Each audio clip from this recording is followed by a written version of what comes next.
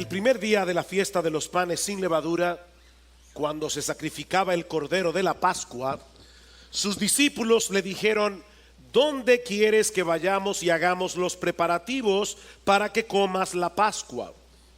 Y envió a 2 de sus discípulos y les dijo: id a la ciudad y allí os saldrá al encuentro un hombre que lleva un cántaro de agua, seguidle. Y donde él entre, decid al dueño de la casa: el maestro dice, ¿dónde está mi habitación en la que pueda comer la Pascua con mis discípulos? Y él os mostrará un gran aposento alto, amueblado y preparado. Haced los preparativos para nosotros allí. Salieron pues los discípulos y llegaron a la ciudad y encontraron todo tal como él les había dicho y prepararon la Pascua. Al atardecer llegó él con los 12 y estando sentados a la mesa comiendo, Jesús dijo: en verdad os digo que uno de vosotros me entregará, el que come conmigo. Ellos comenzaron a entristecerse y a decirle uno por uno: ¿acaso soy yo? Y él les dijo: es uno de los 12 el que moja conmigo en el plato. Porque el Hijo del Hombre se va tal y como está escrito de él, pero ay de aquel hombre por quien el Hijo del Hombre es entregado. Mejor le fuera a ese hombre no haber nacido. Y mientras comían, tomó pan y habiéndolo bendecido lo partió y se lo dio a ellos y dijo: tomad, esto es mi cuerpo. Y tomando una copa después de dar gracias, se la dio a ellos y todos bebieron de ella. Y él les dijo: esto es mi sangre del nuevo pacto, que es derramada por muchos. En verdad os digo, ya no beberé más del fruto de la vid hasta aquel día cuando lo beba nuevo en el reino de Dios.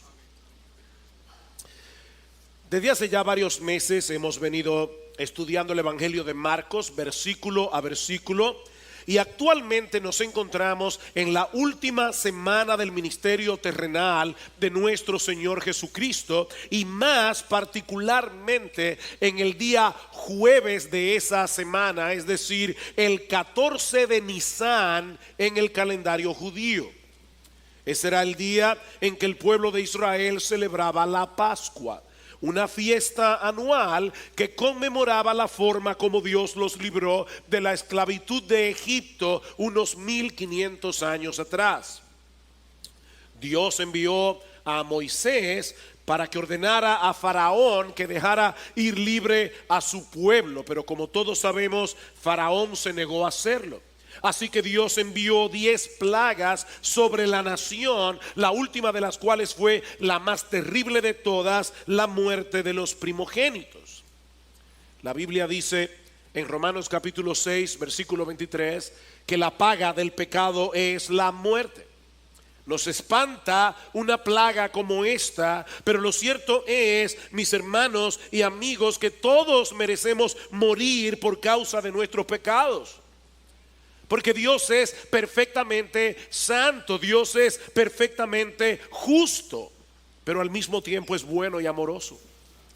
Y en su bondad y en su misericordia, en ese momento de juicio, Dios le proveyó a la nación una puerta de escape, un refugio. Dios les ordenó sacrificar un cordero y pintar con su sangre los dinteles de las puertas como señal de que habían creído en ese medio de salvación que Él había provisto. De manera, mis hermanos y amigos, los que aceptaban por fe ese refugio provisto por Dios, verían la muerte pasar por encima de sus casas. Es por eso que esta fiesta se llama la Pascua, que es la traducción de una palabra hebrea que significa pasar de largo, significa pasar por encima. De hecho, en inglés es Passover, que significa exactamente eso mismo. La ira de Dios pasó de largo sobre todas las casas que se refugiaron por fe en ese cordero inocente que fue sacrificado en lugar de los culpables.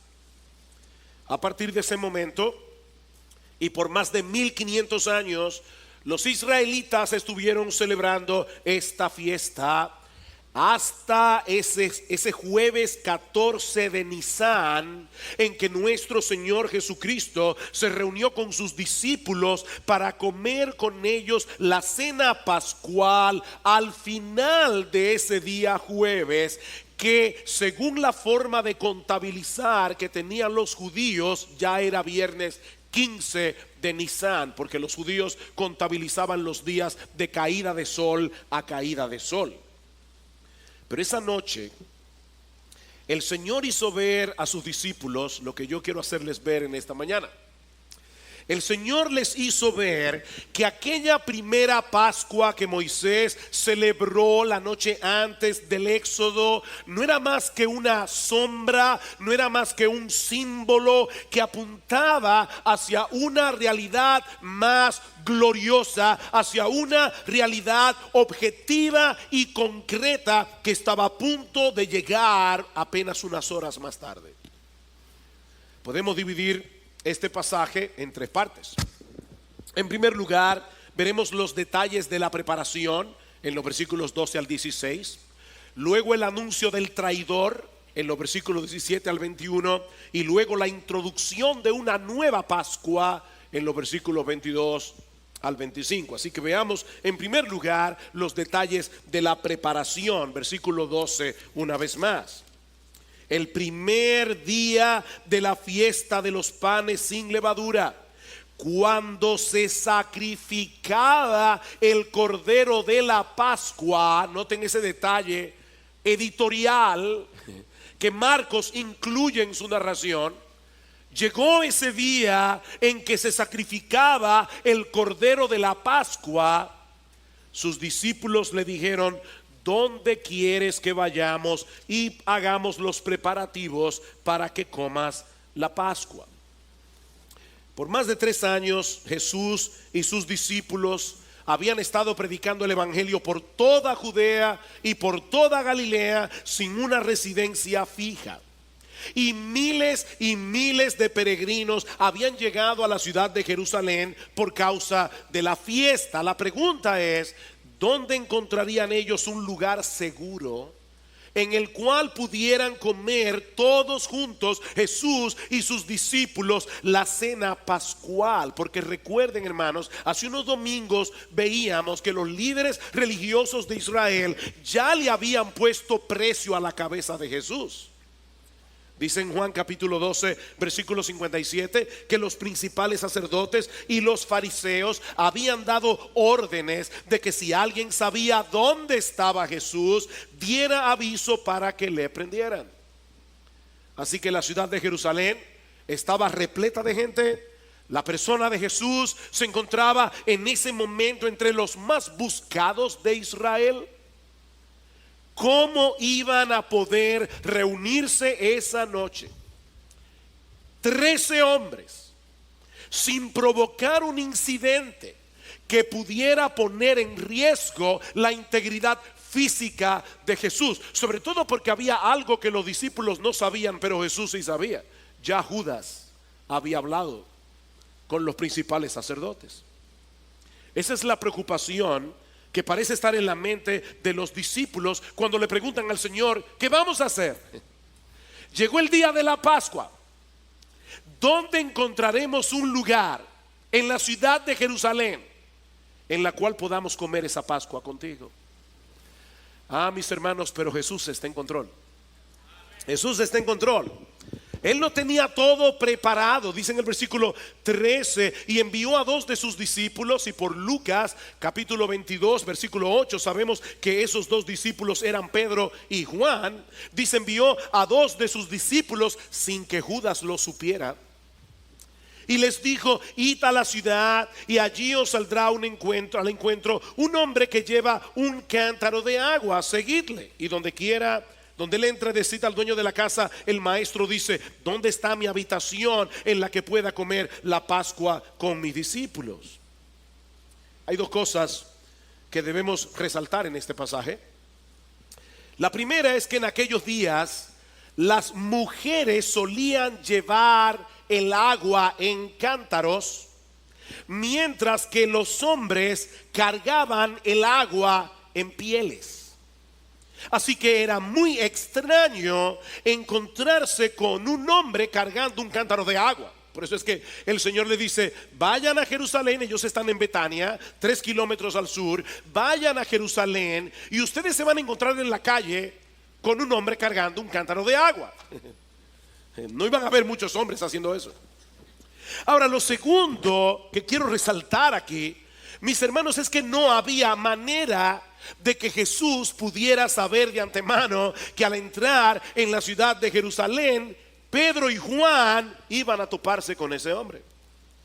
De más está decir que es un hecho incontrovertible que en aquellos días no habían celulares. Mis hermanos, no había forma de que Jesús pudiera tener ese tipo de información a menos que poseyera un conocimiento sobrenatural y tuviera control de todas las cosas. Y eso es lo que parece que Marcos está resaltando aquí, porque las cosas que iban a suceder a partir de ese momento no tomaron a Jesús por sorpresa. Él siempre estuvo en pleno control de cada uno de los detalles que desembocaron en la cruz. Mis hermanos, nada sucedió por accidente. Vean el versículo 15. Él os mostrará un gran aposento alto, amueblado y preparado.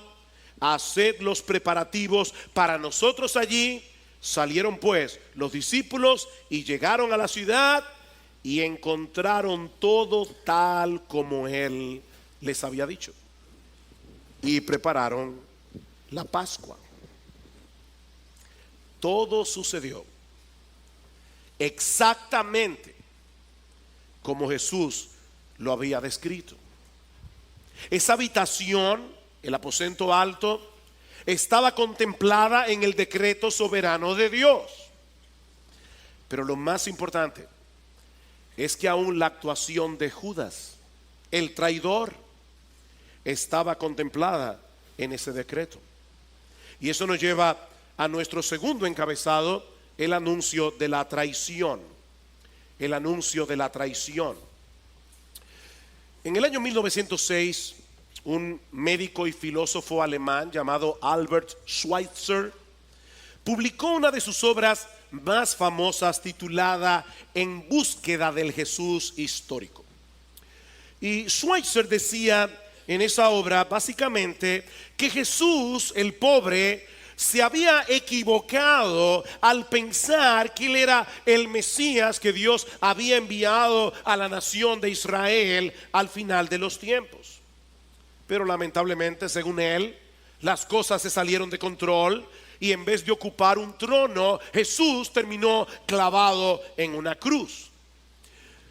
Pero mis hermanos, esa perspectiva de la vida de Cristo, que de paso sigue siendo muy popular en los círculos liberales en el día de hoy, no pasa la prueba de una lectura honesta y desprejuiciada de los evangelios. Si hay algo que nosotros vemos, sobre todo en los últimos capítulos de Marcos, es que Jesús sabía desde el principio que él se dirigía hacia la cruz. Y así se lo hizo saber a sus discípulos una y otra vez. Como dice un comentarista, nuestro rey sabe con exactitud hacia dónde se dirige y lo que va a suceder. Y escuchen esto: la gracia soberana usará incluso la maldad humana para llevar a cabo sus propósitos redentores. Y eso fue precisamente lo que sucedió con el caso de Judas. Versículo 17. Al atardecer, llegó él con los 12, y estando sentados a la mesa comiendo, Jesús dijo: en verdad os digo que uno de vosotros me entregará, el que come conmigo. Ahora, por el texto paralelo en el Evangelio de Juan, nosotros sabemos que el Señor pronunció estas palabras con el corazón desgarrado. Dice en Juan capítulo 13 versículo 21 que Jesús se angustió en espíritu cuando anunció a sus discípulos que uno de ellos lo iba a entregar. Imagínense, mis hermanos, el impacto de esta revelación en la mente y el corazón de estos hombres. De hecho, Marcos nos dice en el versículo 19 que ellos comenzaron a entristecerse. Pero en el texto paralelo, en el Evangelio de Mateo, se usa una palabra griega mucho más fuerte que significa algo así como agitarse con violencia. Eso cayó como un rayo en el corazón de los discípulos. ¿Cómo es posible que en medio de ellos hubiera un traidor? Ahora es interesante notar que en vez de acusarse mutuamente, ¿qué hicieron ellos? Comenzaron a dudar de sí mismos. ¿Acaso soy yo, Señor? ¿Acaso soy yo, Señor? Y esta pregunta está formulada en el original de una manera tal que requiere una respuesta negativa. Es como, ¿verdad que no soy yo? ¿Verdad que no soy yo, Señor? Yo conozco mis debilidades, pero no puedo imaginarme siquiera que yo pudiera hacerte algo así. Todos ellos experimentaron esa noche lo que alguien ha llamado una saludable autodesconfianza. Y mis hermanos, yo creo que los creyentes nos libraríamos de muchos males si desconfiáramos más a menudo de nosotros mismos. Porque no son pocos los que han caído a lo largo de la historia por haber asumido que no podían caerse. El que piensa que está firme, cuidado, cuidado, mire que no caiga. Mis hermanos, nosotros somos muy débiles, muy débiles. Y si queremos terminar bien nuestra carrera, no debemos poner nuestra confianza en nuestras propias capacidades. No podemos poner nuestra confianza en los años que tenemos en la fe. Es en dependencia del Espíritu de Dios. Día a día, descansando enteramente en la gracia que Él nos da, porque de otra manera no vamos a poder resistir hasta el final en la lucha con el pecado que mora en nosotros.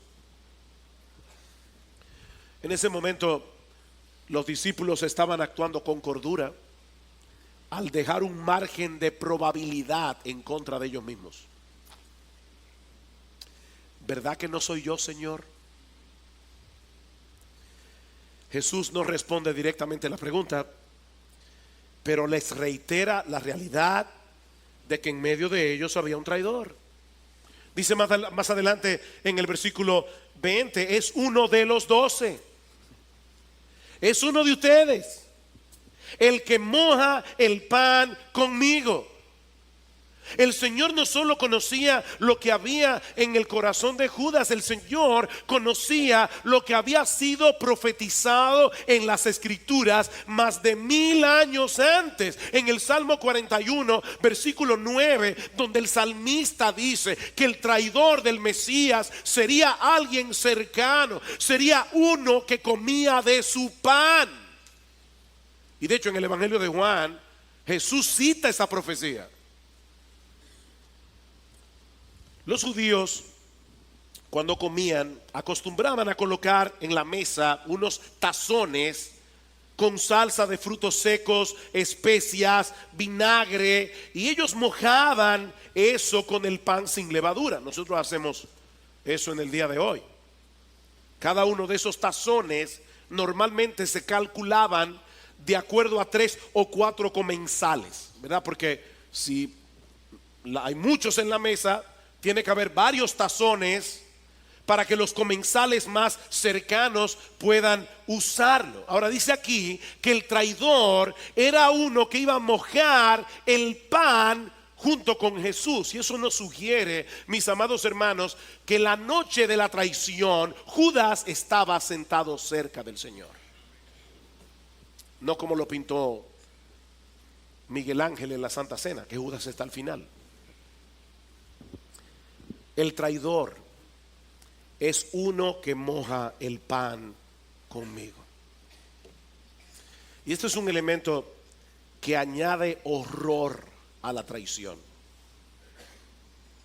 No fue un extraño el que finalmente decidió vender a su maestro por 30 piezas de plata. Era uno de los suyos, alguien cercano, que había vivido con él por más de 3 años, que había sido testigo presencial del poder, la sabiduría y sobre todas las cosas el maravilloso, hermoso y extraordinario carácter de nuestro bendito Señor y Salvador. Sí, la traición de Judas estaba contemplada en el decreto soberano de Dios. Pero ¿sabes qué, mi amigo? Nosotros no somos títeres del decreto divino. Cada uno de nosotros es responsable por las decisiones que toma, porque en cada momento nosotros decidimos hacer lo que queremos hacer. No somos títeres del diablo, ni somos títeres de Dios. Versículo 21. Porque el Hijo del Hombre se va, tal y como está escrito de él. Pero ay de aquel hombre por quien el Hijo del Hombre es entregado. Mejor le fuera a ese hombre no haber nacido. Este es uno de esos textos de las Escrituras en los que podríamos detenernos varias semanas sin agotar su contenido. Jesús tenía que morir, y tenía que ser durante la Pascua. Recuerden lo que vimos hace unos domingos atrás cuando estudiamos los versículos 1 y 2 del capítulo 14. Recuerdan, los líderes religiosos de Israel habían tomado la decisión de arrestar a Jesús y llevarlo a la muerte después de la fiesta de la Pascua. ¿Recuerdan? Ellos decían, no durante la Pascua. Esto puede levantar un tumulto en el pueblo. Nosotros no sabemos cómo va a reaccionar la multitud cuando vean al que dice ser su Mesías siendo arrestado precisamente en una fiesta como la Pascua, que levantaba y ponía a flor de piel el nacionalismo judío. No durante la Pascua, pero mis hermanos, ningún hombre puede frustrar los planes de Dios, y estaba escrito que el Mesías sería sacrificado durante la Pascua, porque Él es el Cordero de Dios que quita el pecado del mundo. No podía ser en otro momento. Y saben, mis hermanos, qué fue lo que precipitó la actuación de los sacerdotes y los escribas. ¿Por qué tuvieron que hacer precipitadamente un plan B? Por la traición de Judas, precisamente. Por la traición de Judas. Dice en el Evangelio de Juan que cuando estaban sentados a la mesa comiendo la cena pascual, Jesús le dio a Judas el pan mojado y le dijo directamente: lo que vas a hacer, hazlo pronto. Judas sale del aposento alto y avisa a los sacerdotes que el momento había llegado. De manera que es la traición de Judas lo que pone en movimiento esta trama perversa y diabólica para acabar con Jesús. Él estaba cumpliendo sin saberlo el decreto soberano de Dios con respecto a la muerte de su hijo. Pero al hacerlo, él estaba actuando voluntariamente. Voluntariamente. Bajo su completa y total responsabilidad. Judas esa noche hizo lo que él quiso. ¿Saben por qué? Porque él no amaba a Jesús. 3 años cerca, pero no amaba a Jesús. Jesús era para Judas simplemente un medio para lograr otro fin. Y cuando Judas se dio cuenta que Jesús estaba hablando demasiado de su muerte, seguramente pensó: a mí no me conviene seguir a un Mesías fracasado. Él fue responsable. De ahí las palabras de Jesús en el versículo 21: ay de aquel hombre por quien el Hijo del Hombre es entregado. Mejor le fuera a ese hombre no haber nacido. Mis hermanos, Jesús nos está enseñando aquí de la forma más clara posible que todo hombre es responsable de sus acciones. Pero al mismo tiempo nos está enseñando que la muerte no es el fin de la existencia humana. La muerte no es el fin. Si de la nada venimos y a la nada vamos, entonces la traición de Judas no tendría ninguna consecuencia. Su muerte lo llevaría de vuelta a la nada inexistente de la que había venido antes de nacer. Pero Jesús está diciendo aquí que hubiera sido preferible para él no haber nacido nunca que tener que enfrentar las consecuencias eternas de su pecado. Mi amigo, la Biblia nos enseña claramente que está establecido para los hombres que mueran una sola vez. Hebreos 9:27. No hay reencarnación. Está establecido para los hombres que mueran una sola vez. Y después de esto, no una luz en un túnel. Después de esto, el juicio. Somos responsables de nuestra existencia. Estar vivo es una responsabilidad. ¿Saben por qué? Porque la vida termina en un tribunal. La vida termina en un tribunal. Cuando cada uno de nosotros comparezca ante la presencia de Dios para dar cuentas de nosotros mismos. De hecho, miren, si no va a haber un juicio al final de esta vida es una broma muy pesada. Una broma muy pesada. Pero es aquí precisamente donde entra en juego el significado de aquella primera Pascua que los judíos celebraron en Egipto la noche antes de su liberación. Dios, en su inmensa bondad, había provisto una salida de escape para poder perdonar nuestros pecados y al mismo tiempo mantener intacta su justicia. Y eso nos lleva a nuestro tercer y último encabezado: la introducción de una nueva Pascua. La introducción de una nueva Pascua. Cuando los judíos celebraban la Pascua, ellos tenían que seguir algo así como una especie de guión. Había un guión que ellos debían seguir paso por paso. Había una serie de cosas que ellos debían hacer. Había una serie de palabras que ellos debían pronunciar.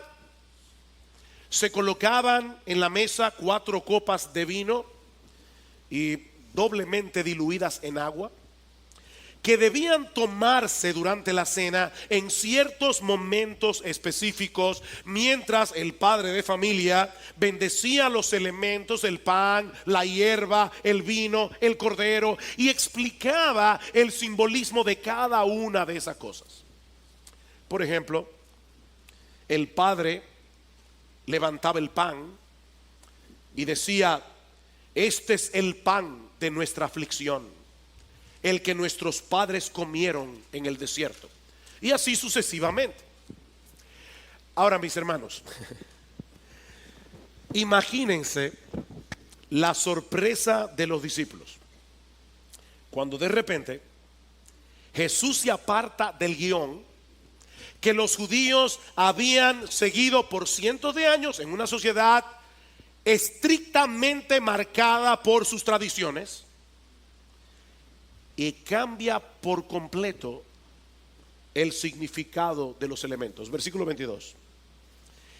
Y mientras comían, tomó pan y habiéndolo bendecido, lo partió, se lo dio a ellos y dijo: tomad, esto es mi cuerpo. En el Evangelio de Mateo dice: tomad, comed, esto es mi cuerpo. En otras palabras, este es el pan de mi aflicción, el pan que representa mi cuerpo, que será partido dentro de unas horas en la cruz del Calvario. Toman y coman de este pan, Pero de ahora en adelante, cada vez que lo hagan, no lo harán en memoria del éxodo, lo harán en memoria de mí, como dice el texto de Lucas 22, versículo 9, 19. ¿Ustedes se imaginan eso, mis hermanos? ¿Qué pensaba Jesús de sí mismo? Que de golpe y porrazo decide cambiar el significado de una fiesta religiosa que servía de recordatorio a uno de los eventos más importantes en la historia de Israel. ¿Qué era lo que Jesús pensaba de sí? Este es el pan de mi aflicción, cómanlo en memoria de mí. Pero el asunto no termina ahí. Marcos nos dice en el versículo 23 que inmediatamente después el Señor tomó en su mano una de las copas de vino, y por varias razones, de verdad, hermanos, que yo no puedo entrar en esta mañana porque el tiempo no nos lo permite, por la secuencia de eventos, es 99.9% seguro que esa copa de vino era la tercera o penúltima copa que se tomaba durante la cena. Y dijo a sus discípulos, y luego van a ver por qué señalo eso, y digo a sus discípulos: esto es mi sangre del nuevo pacto, que es derramada por muchos. En los días del Antiguo Testamento, los pactos eran ratificados literalmente con sangre. Dos personas entraban en pacto, la una con la otra, partiendo un animal en dos y pasando por en medio de las dos mitades. Yo sé, niños, que eso suena grosero, pero esto es básicamente una especie de juramento autocondenatorio si uno de los dos dejaba de cumplir su parte en el pacto. Era como decir: así me parta Dios si yo no cumplo lo que estoy prometiendo en este acuerdo pactado. De manera que lo que Jesús está diciendo a sus discípulos esa noche, al levantar la copa, es que Él había venido a introducir un nuevo pacto por medio del cual los hombres habrían de relacionarse con Dios. Un nuevo pacto que sería ratificado unilateralmente a través del derramamiento de su propia sangre. Esta es la sangre del nuevo pacto, que por ustedes es derramada, y dice Mateo, para perdón de los pecados. Oh, mis hermanos, fue el cuerpo de Jesús el que fue partido en dos en la cruz del Calvario. Y como resultado de ese sacrificio de sí mismo, entró en vigencia un nuevo pacto entre nosotros y Dios. Ahora hay una nueva forma de relacionarnos con Él. En otras palabras, lo que Jesús está diciendo a sus discípulos esa noche es que no existe otra manera de tener una relación genuina con el Dios vivo y verdadero si no es refugiándonos en Cristo por la fe, como el sacrificio sustitutivo provisto por Dios mismo para el perdón de nuestros pecados. No hay otra manera. Así como los israelitas comieron el cordero pascual la noche antes de su liberación de la esclavitud en Egipto, esta última Pascua se llevó a cabo la noche antes de que Dios proveyera un medio de salvación y liberación por medio del sacrificio de su Hijo. De hecho, noten algo extremadamente importante en la celebración de esta cena pascual que Jesús comió con sus discípulos esa noche. Cuando leemos los relatos de los 4 evangelios, vemos que Jesús bendijo el pan, Jesús bendijo la copa, pero ninguno de los evangelistas menciona el plato principal. Mis hermanos, déjenme hacerles una pregunta. ¿Cuál era la parte más importante en la celebración de la Pascua? El momento en que los israelitas se comían el cordero. El cordero inocente, el sustituto que había sido sacrificado para que la ira de Dios pasara de largo. Pero sorprendentemente, ninguno de los evangelistas menciona que esa noche hubiera un cordero en la cena. Me encantó esto. Dice alguien: no había cordero en la mesa, porque el Cordero de Dios estaba sentado a la mesa. Jesús fue el plato principal esa noche. Jesús era el plato principal, porque Él es, mis amados hermanos, el Cordero de Dios que quita los pecados del mundo. Unas horas más tarde se iban a cumplir en Jesús las palabras del profeta Isaías en Isaías 53, escritas 700 años antes. Ciertamente llevó Él nuestras enfermedades, Él sufrió nuestros dolores, y nosotros le tuvimos por azotado, por herido de Dios y abatido. Los judíos al pie de la cruz decían: tú no confiabas en Dios, mira lo que ese Dios te ha hecho. Mas Él herido fue por nuestras rebeliones, Él fue molido por nuestros pecados. El castigo de nuestra paz fue sobre Él. El castigo que procuraba nuestra paz fue sobre Él, y por su llaga fuimos nosotros curados. Todos nosotros nos descarriamos como ovejas, cada cual se apartó por su camino, mas Jehová cargó en Él el pecado de todos nosotros. Angustiado Él y afligido, no abrió su boca. Pilato le decía: ¿es que no te vas a defender? Como cordero fue llevado al matadero, y como oveja delante de sus trasquiladores, enmudeció y no abrió su boca. Mis hermanos, cuando Jesús dijo a sus discípulos esa noche: toman y coman de este pan y beban esta copa, porque esto es mi cuerpo, esto es mi sangre, Él no estaba tratando de decirles que acababa de hacer un milagro de transubstanciación, a través del cual ese pedazo de pan de repente se había convertido en su carne y el vino en su sangre. No, mis hermanos. Cuando Jesús instituyó la Santa Cena, su cuerpo estaba ahí presente. ¿Tenía dos cuerpos Él en ese momento? No, Él estaba tratando de mostrarles que a partir de ese momento los verdaderos creyentes habrían de celebrar la cena con un significado completamente distinto. Ya no es en memoria del éxodo, es en memoria de mí. Y eso es lo que Pablo nos enseña en 1 Corintios capítulo 11 versículo 23. Él dice: yo les estoy entregando lo que yo recibí del Señor, que la noche que Él fue entregado tomó pan, lo partió y le dijo a sus discípulos: toman, coman en memoria de mí. Y luego repartió la copa y les dijo: toman, beban en memoria de mí. Comemos el pan, bebemos de la copa para recordar que Cristo, nuestra Pascua, ya fue sacrificado por nosotros, como dice Pablo en 1 Corintios 5:7. Oh, mis hermanos, ya no tenemos deudas pendientes con la justicia de Dios, porque la ira que merecían nuestros pecados pasó por encima de nosotros para caer sobre Jesús en el momento de la cruz, cuando gritó: Dios mío, ¿por qué me has desamparado? Jesús quería que tú y yo supiéramos que Él fue desamparado en esa cruz por su Padre, para que tú o yo nunca experimentemos semejante desamparo.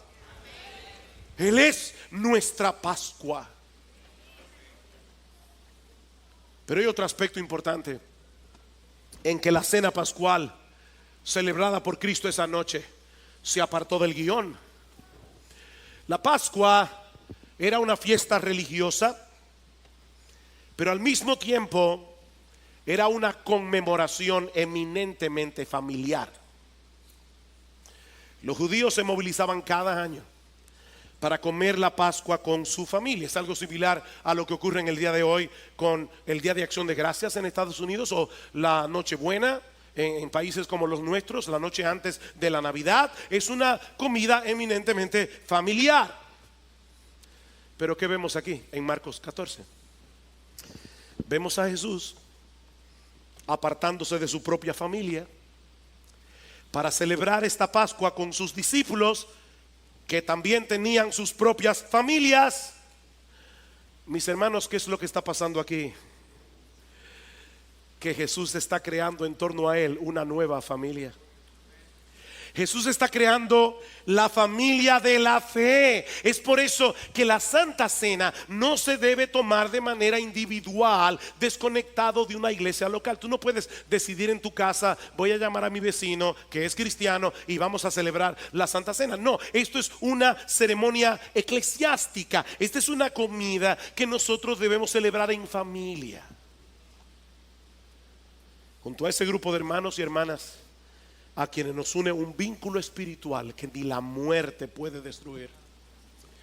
Si hay algo que nos recuerda la celebración de la Santa Cena, es que aunque la salvación es individual, el cristianismo no nos permite seguir viviendo de una manera individualista. Todos los redimidos del Cordero formamos una gran familia cuyos vínculos se manifiestan en una forma concreta cuando venimos a formar parte de una iglesia local. Pero hay algo más. Cristo se apartó otra vez de la forma tradicional como los judíos celebraban la Pascua en aquellos días, con el tema de las copas. Hace un momento decíamos que durante la cena pascual los israelitas tomaban 4 copas de vino. Fue en la tercera de esas copas que Jesús instituyó el nuevo significado de la Pascua, al decir a sus discípulos que esa copa representaba el nuevo pacto en su sangre. Pregunta: ¿qué pasó entonces con la última copa? Porque todos los relatos de los evangelios nos dicen: tomaron esa tercera copa, Jesús la bendijo, cantaron el himno y se fueron. ¿Qué pasó con esa copa? Vean el versículo 25. En verdad os digo, ya no beberé más del fruto de la vid hasta aquel día en que lo beba nuevo en el reino de Dios. El Evangelio de Mateo añade un detalle, dice: os digo que desde ahora no beberé más de este. So I'll cherish every moment, every day, for your love has lit my path in everywhere. In the tender touch of your hand, I find the strength to rise and stand. Through every trial, every tear we've shed, your love's been the shelter where I find my day. For your love's been my anchor in life's stormy seas, a beacon of hope guiding me to be free. So I'll cherish every moment, every day, for your love has lit my path in every way. With gratitude in my soul, I'll sing this song. For the love we share is steadfast and strong. Fruto de la vid hasta aquel día cuando lo beba nuevo con vosotros en el reino de mi Padre. Mis hermanos, yo no sé ustedes, pero esto para mí es increíblemente impresionante.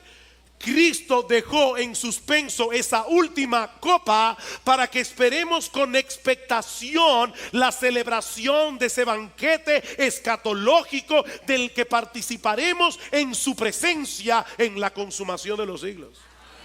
Como dice el teólogo escocés Sinclair Ferguson, él dice: la copa que usualmente llevaba la Pascua a su fin, Cristo está diciendo aquí que la bebería luego, al inicio de ese tiempo de comunión sin límites en el reino de Dios.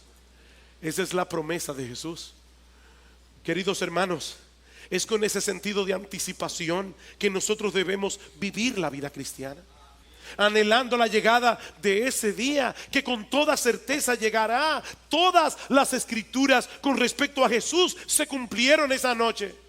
Por eso dice Pablo: este es el evangelio que yo les prediqué, que Cristo fue entregado a morir conforme a las Escrituras, que fue sepultado y que resucitó al tercer día conforme a las Escrituras. Eso estaba escrito, todo se ha cumplido y esto también se cumplirán. Mis hermanos, nosotros ya no tenemos cuentas pendientes en el tribunal de Dios, porque Cristo, nuestra Pascua, ya fue sacrificado por nosotros.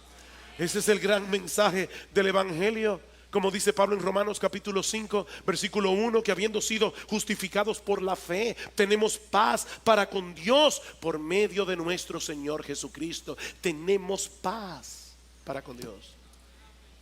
Oh, qué bendita paz. Qué bendita paz. No es una paz como ausencia de problemas. Es el shalom del que hablaban los judíos, ese shalom que fue interrumpido por la entrada del pecado. Dice Cristo, ya nosotros tenemos paz para con Dios. El más justo ya nos perdonó. Así que, mi hermano, levanta tu cabeza. Levanta tu cabeza, porque a pesar de las tribulaciones y aflicciones que vamos a experimentar en este mundo caído, leíamos en Mateo capítulo 12 al principio: el mundo os perseguirá, dice el Señor, por causa mía. Pero podemos mirar hacia el futuro con confianza, porque fuimos comprados por Dios por medio de la sangre del Cordero, para poder experimentar una genuina y deleitosa comunión con Él. Cristo es nuestra Pascua. Y si tú estás aquí sin Cristo en esta mañana, déjame recordarte algo antes de concluir. Cuando Dios instituyó la primera Pascua en los días del Éxodo, no bastaba con sacrificar el cordero, pintar con su sangre los dinteles de la puerta. No, había que comerse el cordero. Hay que comerse el cordero. Mi amigo, la comida no te beneficia en nada a menos que te la comas. Puede ser muy nutritiva, puede ser muy sabrosa, puede estar muy bien presentada, pero tienes que comerla y digerirla para beneficiarte de ella.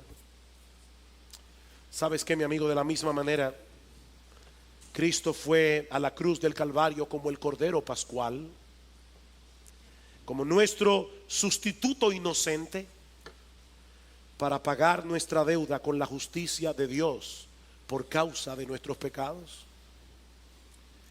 Pero tienes que comerte el cordero. Tienes que comerte el cordero. En nada te beneficiará esa muerte si no te comes el cordero. Tienes que apropiarte de él por medio de la fe. Mi amigo, aquí no estamos hablando de llevar a cabo un ritual religioso. Aquí no estamos hablando de comerse una hostia. Aquí estamos hablando de tener una relación íntima y personal con nuestro bendito, glorioso, exaltado, maravilloso, extraordinario, hermoso Señor y Salvador Jesucristo. Es una relación personal, confiando únicamente en Él para el perdón de tus pecados.